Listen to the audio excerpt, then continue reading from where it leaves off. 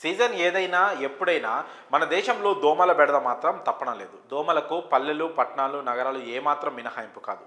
పరిసరాలు అపరిశుభ్రంగా ఉంటే దోమల బెడద మరింత ఎక్కువగా అవుతుంది. అయితే అన్లక్కీగా కొందరైతే ఎక్కువగా దోమకాటుకు గురవుతూ ఉంటారు.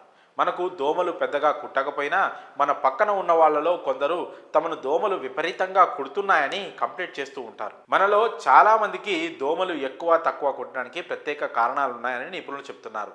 దోమలు కుట్టడం వల్ల మనకు అనేక జబ్బులు వస్తుంటాయి.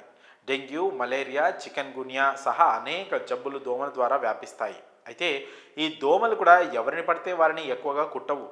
వాటికి నచ్చిన బ్లడ్ గ్రూప్ ఉన్నవారిని మాత్రమే ఎక్కువగా కుడతాయట. మనకు తెలిసిన 8 రకాల బ్లడ్ గ్రూపులు వేటివికి అవే ప్రత్యేకమైన లక్షణాలను కలిగి ఉంటాయి.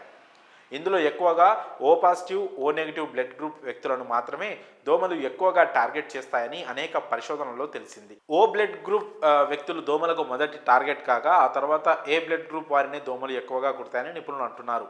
ఓ గ్రూప్, ఏ గ్రూప్ కాకుండా మిగతా బ్లడ్ గ్రూప్ ఉన్న మనుషుల్ని దోమలు తక్కువగా కుడతాయట.